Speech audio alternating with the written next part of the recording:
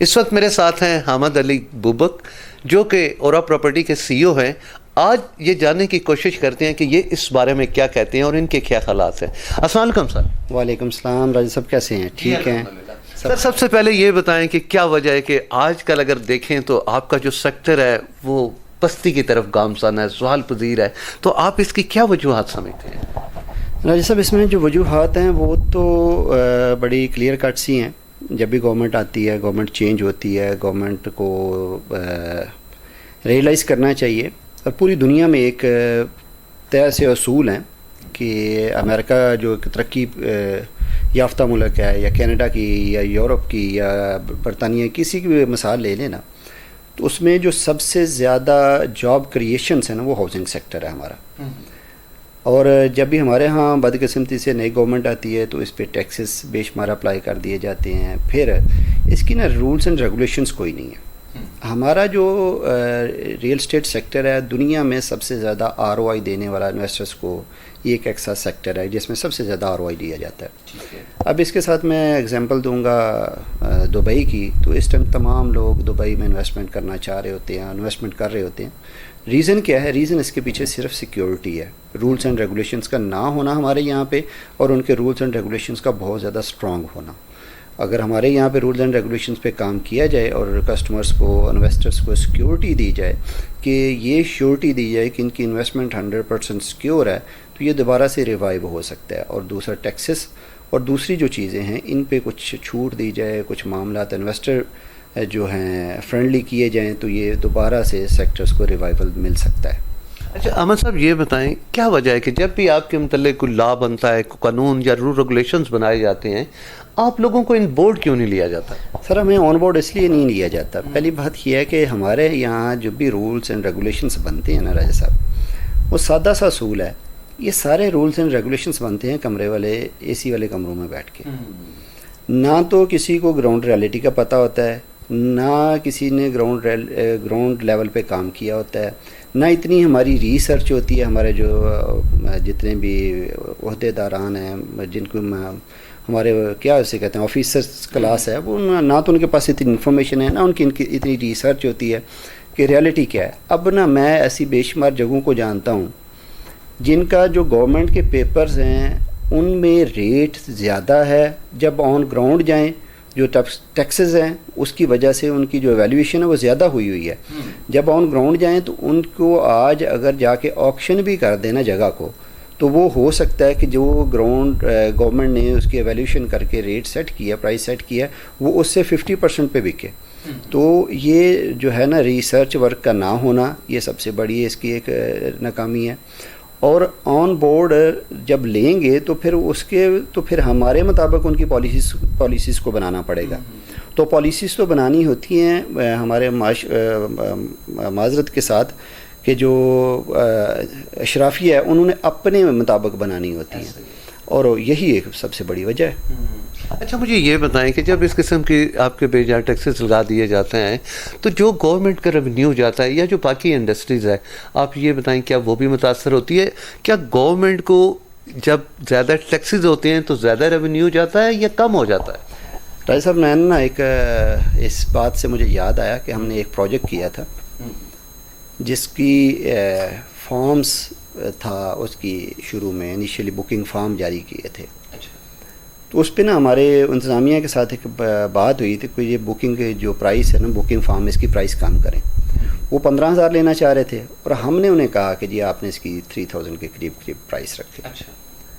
تو وہ کہہ رہے تھے کہ 15,000 زیادہ ہوتا ہے, یا یہ کیونکہ ہمارے جو ہوتے ہیں نا آفیسرس کلاس, ان کی نزدیک یہ 15,000 زیادہ ہوتا ہے, 3,000 زیادہ نہیں ہوتا. کوانٹٹی پہ ان کا کوئی نظر نہیں ہوتی.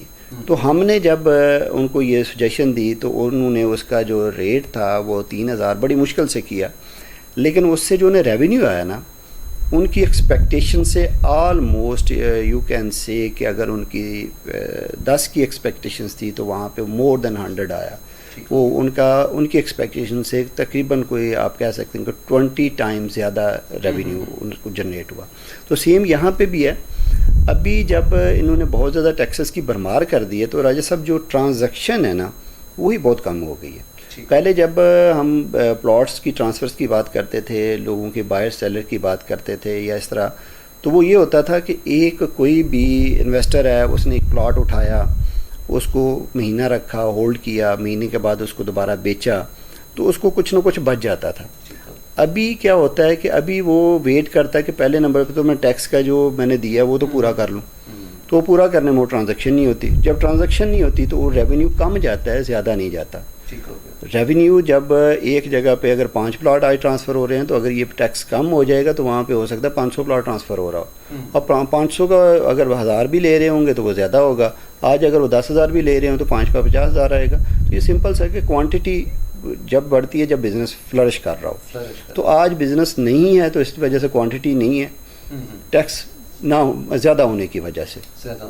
اچھا عامر صاحب یہ بتائیں کہ ہمارے ہاں جو کسی بھی پروجیکٹ کا سوسائٹی کا NOC ہے اس کا پروسیجر بڑا مشکل ہو گیا ہے، ٹھیک ہے، اور اگر کچھ ایسی بھی سوسائٹی لانچ ہو جاتی ہیں جن کے پاس نہ تو لینڈ ہوتی ہے لیکن وہ میڈیا میں اتنا پرچار کر دیتے ہیں، اتنا ایڈورٹائز کر دیتے ہیں کہ بہت سے ایسے لوگ بھی ہیں کہ جن کی جمع پونجی آج بھی وہاں پھنسی ہوئی ہے. کورٹ میں اگر آپ دیکھیں تو ہزاروں کیسز چل رہے ہیں. تو اس سلسلے میں آپ کیا کہیں گے؟ جہاں اچھے لوگ ہوتے ہیں ان کے بھی امیج کو خراب کر دیا جاتا ہے، کیا کہیں گے؟ سر یہ میں نے راجہ صاحب جو سب سے پہلے آپ کو عرض کیا نا کہ یہاں پہ انویسٹمنٹ سیکیورٹی نہیں ہے. سب سے جو بڑا پرابلم ہے انویسٹمنٹ سیکیورٹی نہیں ہے. یہ جو بھی آپ نے NOC کی بات کی نا، اب NOC کا بھی میٹر اس طرح ہے کہ میں اس کو سمجھتا ہوں، یہ آپ کے جو کسٹمرز ہیں جو سن رہے ہوں گے میرے پروگرام کو بھی، آپ کے پروگرام کو سنیں گے تو میری ان کے لیے بھی ایک میسج ہے. ہم NOC کی بات کرتے ہیں. NOC is like to license to kill. جب ہم ایک ڈیولپر کے ہاتھ میں NOC دے دیتے ہیں، وہ 200 کنال کا ہوتا ہے، وہ 500 کنال کا ہوتا ہے، وہ NOC کا پرچار کر کے تو وہ وہاں پہ 2 لاکھ یونٹ بھی بیچ دیتا ہے، وہ 5 لاکھ یونٹ بھی بیچ دیتا ہے. ایک تو یہ بڑا ڈرا بیک ہے، کوئی چیک اینڈ بیلنس کوئی نہیں ہے. دوسرا جو بھی آپ نے بتایا کہ NOC کا پروسیس واقعی ہی بڑا مشکل ہے. مشکل اس کو بنایا اتنا گیا ہے کہ اب میں اس کو کیا کہہ سکتا ہوں، ہر بندہ گورنمنٹ میں جتنے بھی لوگ بیٹھے ہوئے ہیں سارے جانتے ہیں کہ کیوں مشکل ہے، اس کے لیے کیا کیا ریکوائرمنٹس ہوتی ہیں. ہر جگہ پہ ملک ریاض صاحب نے، جیسے کہ ہمارے وہ ریئل اسٹیٹ کے کہہ لیں کہ ایک روح رواں ہیں، انہوں نے کہا تھا کہ جب تک فائل کو ٹائر میں پہیے نہیں لگتے تب تک، تو پہیے کتنے کو لگا سکتا ہے؟ پہیے لگا کے لوگ تھک جاتے ہیں لیکن ہوتا کچھ بھی نہیں ہے. تو اس میں جو بات آپ کی ہے نا کہ سچ اور جھوٹ کی تمیز ختم ہو گئی ہوئی ہے. ہمارے لیے as a real estate sales company, marketing company, ہمارے لیے پرابلم بڑی ہو گئی ہوئی ہے کہ جی ہم کون سا پروجیکٹ جو ہے وہ کریں اور کون سا نہ کریں، کیونکہ جو ریالٹی ہے وہ اتنی مکس ہو گئی ہوئی ہے کہ سمجھ ہی نہیں آتی. لوگوں کے پاس زمین نہیں ہے پھر بھی پروجیکٹ لانچ کیے ہوئے ہیں، لوگوں کے پاس زمین ہے NOC نہیں ہے پھر بھی چل رہا ہے. اب یہاں پہ ایک ایسا جو ہے نا بائی لاز ایسے آنے چاہیے کہ جس سے جو ہے نا پروجیکٹ وہ شروع میں پکڑا جائے. اب ہمارے یہاں کیا ہوتا ہے راجہ صاحب، بدقسمتی سے کہ پروجیکٹ آتا ہے، وہ ایڈورٹیزمنٹ کرتا ہے، اس کو ہم کرنے کی اجازت دیتے ہیں، وہ 2 سال 3 سال لوگوں سے پیسے اکٹھے کرتا ہے، تو پھر ہم جا کے اس کو سیل کر دیتے ہیں. ابھی کل کی ایک پرسوں کی پریس ریلیز ہے RDA کی، انہوں نے ایک سوسائٹی کو، نجی سوسائٹی ہے جس کو ابھی سیل کیا ہے، اس پہ اس کے مالکان پہ FIR دی ہے، جبکہ اس کو آپریشنل ہوئے اور لوگوں سے فنڈ کلیکشن میں ابھی 4 سال ہونے والے ہیں. تو اب کیا فائدہ اس کا؟ اب جب اس کو سیل کریں گے، اس کے لوگوں کو FIR دیں گے تو افیکٹ کس پہ آئے گا؟ افیکٹ ہی تو وہی ہوگا پھر جو جس نے غریب نے پیسے لگایا ہوا ہے. اب یہ پھر بعد میں کہتے ہیں کہ جی ہم نے کیونکہ انٹیمیشن دی تھی کہ نہ کریں، NOC کے بغیر نہ کریں. اب جب وہاں جاتے ہیں تو لوگوں کے پاس آپشنز اتنے لمیٹڈ ہوتے ہیں کہ NOC والی جگہ بہت کم ہوتی ہیں، تو وہ کہاں لوگ جائیں؟ اتنی پاپولیشن ہے، وہ کہاں جائے؟ ان کے پاس آپشنز ہی نہیں ہیں. اچھا سر مجھے یہ بتائیں، آپ نے سیکورٹی کا بھی ابھی ذکر کیا کہ جس طرح اگر ہم ادر ممالک کی بات کرتے ہیں تو ایک ریئل اسٹیٹ ایجنٹ جو ہوتا ہے اس کے لیے بڑے رول ریگولیشنز ہیں، لا ہیں، قانون ہیں. ہمارے یہاں ایسا کیوں نہیں ہے؟ سر ہمارے لیے ہیں کیسے گا کہ اگر یہ ریئل اسٹیٹ سیکٹر میں نہیں ہے، دبئی کی بات ہے، میں دبئی میں بھی میں نے کام کیا، ریئل اسٹیٹ کا سیکٹر میں کام کیا، تو وہاں پہ ایک سرٹیفکیٹ ہے جس کو کہتے ہیں ریرا. ٹھیک ہے، جو وہ ریرا سرٹیفکیٹ کرے گا، سرٹیفکیشن اس کے پاس ہوگی، وہی ریئل اسٹیٹ ایجنٹ ہے.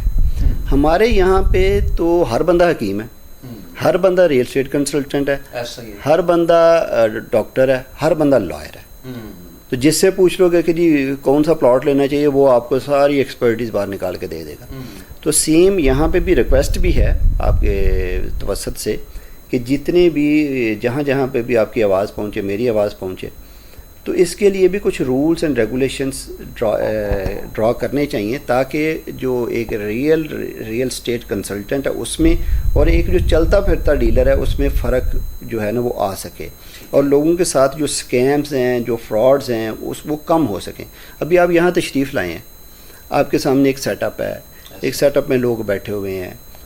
اب یہاں سے میرے لیے اسکپ کرنا کمپیریٹیولی بہت مشکل ہے, اور ایک ایسا بندہ جو راستے میں چل رہا ہے اور اس کو آپ جب کچھ بھی اماؤنٹ دیتے ہیں تو وہ اس کو اسکیم کر کے نکل جانا اس کے لیے بہت آسان ہے. جی, تو گورنمنٹ کو اس پہ سوچنا چاہیے, کرنا چاہیے کہ کچھ ایسے رولز اینڈ ریگولیشنس کرنے چاہیے کہ جس سے کمپنیز بھی اس کے انڈر آئیں اور کمپنیز بھی جو ہے نا وہ اس کو اوبے کریں.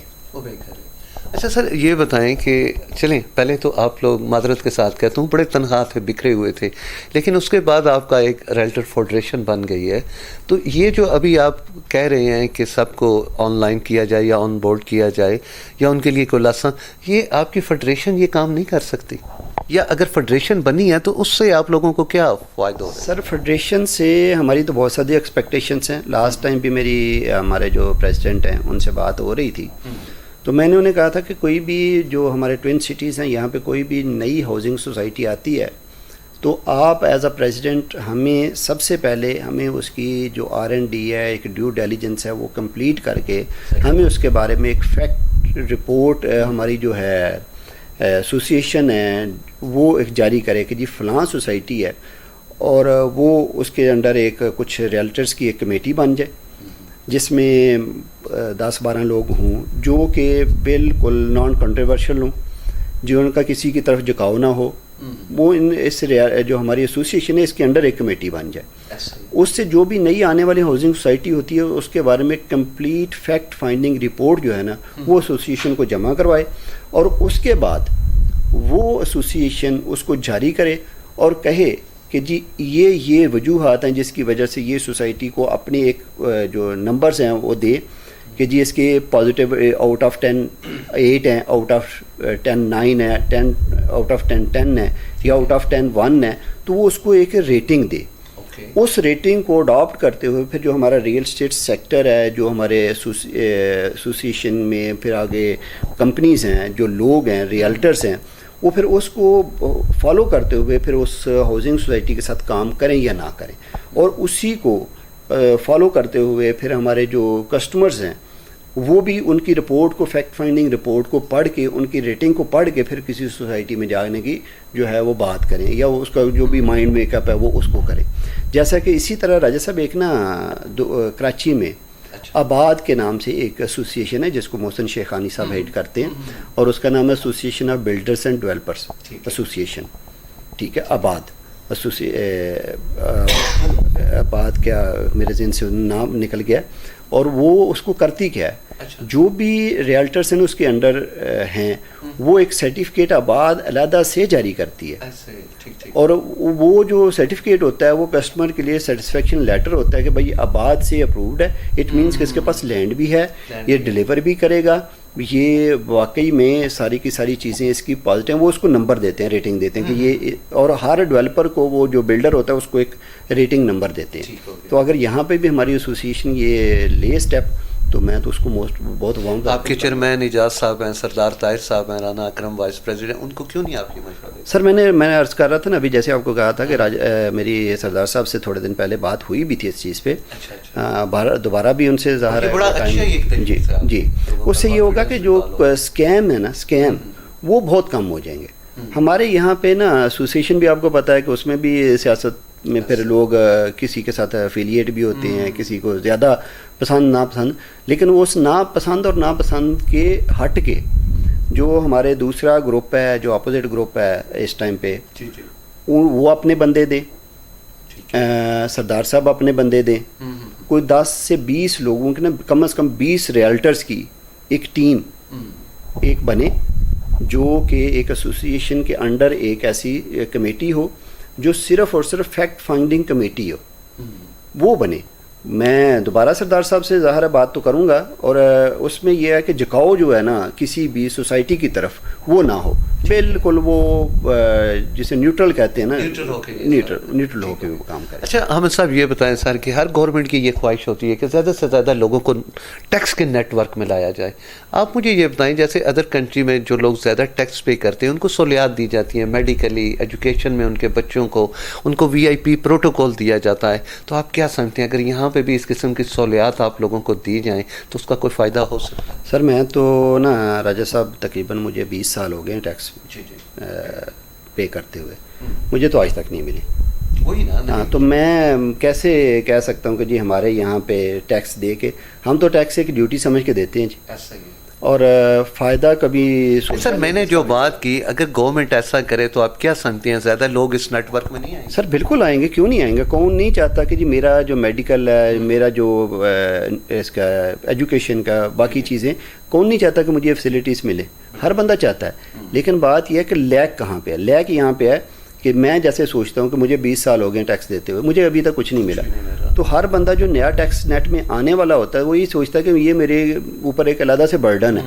تو برڈن تب تک ہوتا ہے کہ جب یہ اس کا آؤٹ کم کچھ نہیں ہے۔ اگر گورنمنٹ اس کا آؤٹ کم، جیسے کہ وہ پھر ایک پولیٹیکل بات ہو جائے گی جو کہ نہیں آپ کے چینل پہ کرنی چاہیے، کہ جیسے کچھ فیسلٹیز دی تھی پہلے گورنمنٹ نے، ایک ہیلتھ کارڈ دیا تھا، وہ بہت بڑا انیشیٹو تھا ہیلتھ کارڈ کا۔ اس طرح کی جب چیزیں گورنمنٹ ہمیں اگر دے، آفر کرے، تو کیوں نہیں ٹیکس نیٹ بڑھے گا؟ سر بڑھے گا، کیوں نہیں؟ زیادہ خوشی سے دیں گے جی، وہ کیونکہ وہ ٹیکس ہمارے اوپر ہی لگنا ہے نا، تو ہم وہ زیادہ خوشی سے دیں گے۔ اچھا احمد صاحب یہ بتائیں سر کہ اگر میں آپ کی اور آپ پراپرٹیز کو دیکھتا ہوں، ہمارے خاص طور پہ جو اوورسیز کلائنٹ ہے، جیسے ابھی ہم نے کچھ دیر پہلے ذکر کیا کہ کچھ ڈمی سوسائٹیز کی وجہ سے، کچھ ان ایجوکیٹڈ ریئل اسٹیٹ ایجنٹوں کی وجہ سے ان لوگوں کا اعتماد کافی مجروح ہوا ہے، تو موسٹلی ہمارا جو ریونیو ہے انہی لوگوں سے آتا ہے۔ اگر ہمارے کوئی اوورسیز کے لوگ اسلام آباد میں کوئی پراپرٹی پرچیز کرنا چاہتے ہیں، سیل کرنا چاہتے ہیں، تو it's a possible for you کہ آپ ان کو ایڈوائز کر سکتے ہیں یا ان کو ریئل جو افیکٹ ہے وہ دکھا سکتے ہیں؟ سر میں ابھی آپ کے آنے سے ایسا پہلے میری ایک ٹیم کے ساتھ میٹنگ تھی آج، جس میں ہم یہ چیز ایڈریس کر رہے تھے۔ میں اپنے ٹیم ممبرس کو سارا، جو سب سے پہلے میرے پاس ہائرنگ میں HR میں ڈپارٹمنٹ میں جو آتا ہے، تو HR کو یہ میری طرف سے ہدایت ہے کہ بھائی جو بھی آتا ہے اس کو ایک دفعہ جب ہائر ہو جاتا ہے اس کے بعد میرے سے ایک دفعہ لازمی ملوانا ہے۔ میرے سے ملوانے کا جو مقصد ہوتا ہے وہ یہ ہوتا ہے کہ میں اپنے جو بھی آنے والے امپلائیز ہوتے ہیں ان کو ایک بات کہتا ہوں کہ بھائی آپ نے میری ایک جو سجیشن ہے یا میری طرف سے ایک جو آپ نے اپلائی کرنی ہے اپنے اوپر، وہ یہ ہے کہ جھوٹ نہیں بولنا، آپ نے سچ پہ چیز بیچنی ہے۔ لیکن سر سچ پہ بیچنا راجہ صاحب بہت مشکل ہو گیا ہوا ہے۔ اس کی وجہ یہ ہے کہ جب ہمارا جو کسٹمر آتا ہے نا، جو اوورسیز کسٹمر یا لوکل کسٹمر جس کی بھی ہم بات کر رہے ہیں، جو ڈسا گیا ہے، وہ ڈسا لالچ کی وجہ سے گیا ہے۔ اس کو نہ کسی ریئل اسٹیٹ نے ڈسا ہے، سیکٹر نے، نہ کسی، اسکیمر ہمیشہ لالچ دیتا ہے، تو لالچ کی وجہ سے وہ ڈسا جاتا ہے۔ اب اس کا سلوشن یہ ہے کہ وہ لالچ کرنا چھوڑ دیں۔ جب ہم کسی کو کہتے ہیں کہ جی اس پہ آپ کا جو پروفٹ ہے وہ ₹1,00,000 بنے گا، اور وہی اسی پروڈکٹ پہ یا کسی اور پروڈکٹ پہ اس کو کوئی اور مل کے کہتا ہے کہ جی آپ کی پروڈکٹ تو ہے وہ پلاٹ ڈبل ہو جائے گا، تو وہ وہاں پہ انویسٹمنٹ کر لیتا ہے جہاں ڈبل ہونے والا ہوتا ہے، اور وہ پھر ڈبل ہو جاتا ہے۔ آپ کو پتہ ہے ڈبل والا تو جو گیم ہے، تو اس وجہ سے وہ ڈسا جاتا ہے اپنے لالچ کی وجہ سے۔ دوسرا ہم سر آفر کرتے ہیں، میں نے آج بھی جو بات ان کو کی، میں نے کہا جی صرف اور صرف آپ تمام کسٹمرز کو، اوورسیز ہیں وہ لوکل ہیں، جو جہاں پہ بھی ہیں، ان کو سروسز آفر کریں، ان کو جتنا میکسیمم ہو سکتا ہے آپ اپنی طرف سے ریلیف دیں۔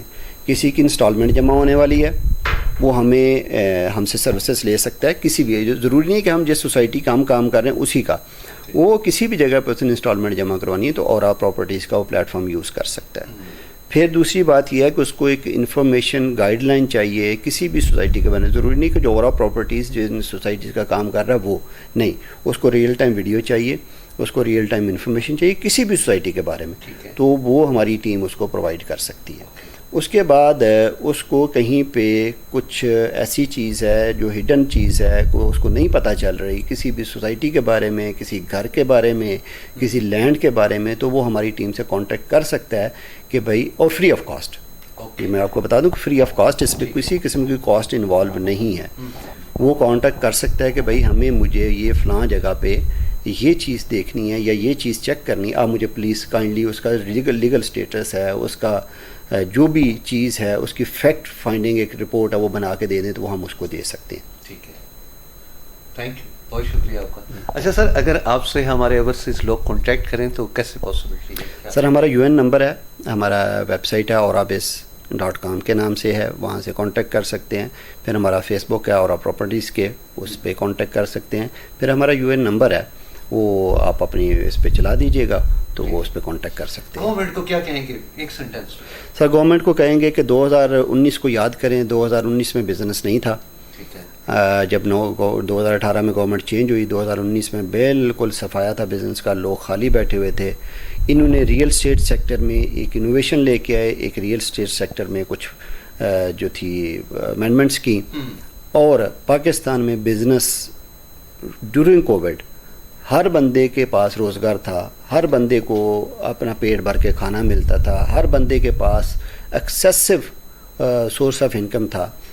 تو وہ تھا صرف اور صرف ایک سیکٹر کو چھیڑنے سے, وہ ریئل اسٹیٹ سیکٹر کو دوبارہ سے فیسیلیٹیٹ کریں, لوگوں کو اس میں جو ٹیکسز ہیں اس میں فیسیلیٹیٹ کریں, پھر دوسرا اس میں جو انویسٹرز ہیں ان کو فیسیلیٹیٹ کریں. تو یہ جو آپ کے ہاؤسنگ سیکٹر ہے, جو سوسائٹیز ہیں, ان کو ون ونڈو آپریشن پہ لے کے آئیں تاکہ ان کا جو پروسیڈنگ ہے NOC کی وہ جلدی سے جلدی ہو سکے. تو جو آپ کا کنسٹرکشن سیکٹر ہے اس کو کچھ دیں, فیسیلیٹیز دیں. اب میں اس میں یہ تو نہیں کہوں گا کہ جی وہ سبسڈیز دیں, یہ کچھ نہ کچھ جو ان کے پاس ہو سکتا ہے ممکن ہے وہ کریں اس کے لیے, اور اس سیکٹر کو اٹھائیں.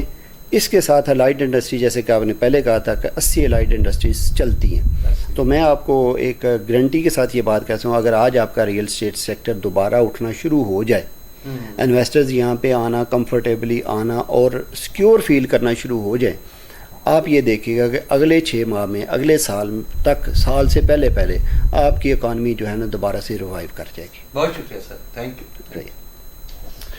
ناظرین, جیسا کہ آپ نے حامد صاحب کی بات سنی, ان کا یہی کہنا ہے, ایک تو ان لوگوں کو شورٹی چاہیے جو سیف انویسٹمنٹ ہے اس کے لیے, دوسرا جیسے انہوں نے کہا کہ اس سے اگر 80 اور انڈسٹری ریلیٹڈ ہیں, آج ہم اکانومی کے جس بحران سے گزر رہے ہیں, اگر صرف ایک اس سیکٹر کو گورنمنٹ کی توجہ ہو جائے اور اس سیکٹر کی بہتری کے لیے اگر وہ کام کرے, تو کوئی وجہ نہیں ہے کہ آج ہم اس اکانومی کی دلدل سے, IMF کی دلدل سے نکل سکتے ہیں. اسی کے ساتھ ہی اپنے میزبان اجاز راجہ کو اجازت دیجیے گا. اگلے پروگرام میں پھر آپ سے ملاقات ہوگی, تب تک کے لیے اللہ حافظ. السلام علیکم ناظرین, آپ کا میزبان اجاز راجہ ایشو ٹوڈے کے ساتھ حاضر ہے.